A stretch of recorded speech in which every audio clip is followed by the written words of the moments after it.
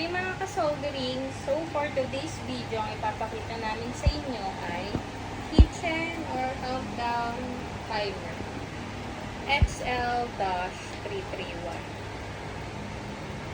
So guys, yan ang ating kitchen timer.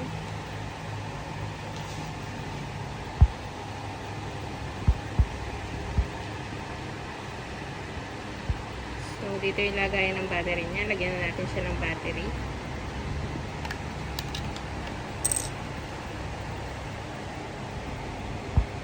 So, ang battery niya guys ay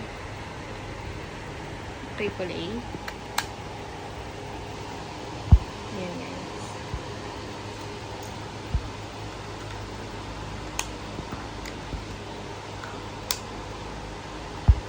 So, set muna natin siya ng second.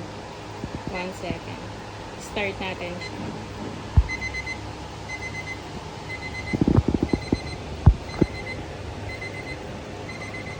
Ayan siya guys. So ayan ang kanyang speaker. So kung tatayo nyo siya, meron siyang parang handle para hindi siya malaglag.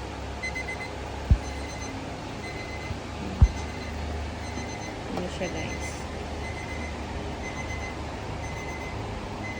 So what is the use of kitchen or countdown timer?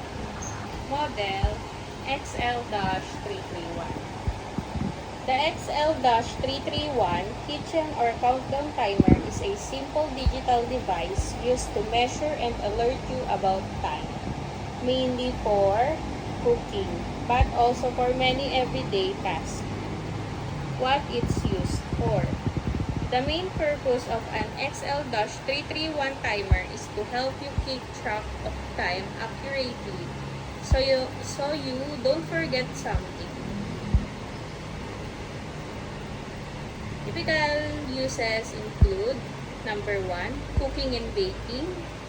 Set a countdown so food doesn't burn or overcook. Number 2, boiling eggs or frying or steaming.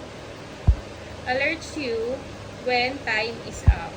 Number 3, studying or homework. Manage time like a Pomodoro timer. Number 4, exercise or workouts. Track sets or rest periods. Number 6, household tasks. Laundry and cleaning. Number 7, games or classroom activities. Time limits for activities. How it works. Number 1, you set a time. For example, 10 minutes. So, try natin guys. 4, 5, 6, 7, 8, 9, 10. So, start natin siya. Ayan siya guys. The timer counts down from the time to 0. When it reaches 0, it rings or beeps loudly to notify. Key features of XL-331 model. Most XL-331 timers usually include: number 1, countdown and count up stopwatch function. Number 2, the range up to 99 minutes to 59 seconds. Number 3, loud alarm sound when time is finished. Number 4, large LCD display for easy reading. Number 5, magnet or stand, so you can place it on a table or fridge. Number 5, memory for last set time, useful for repeated tasks. So guys, yan ang ating kitchen timer XL-331. So ayun lang guys.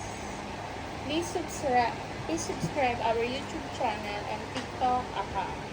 Thank you.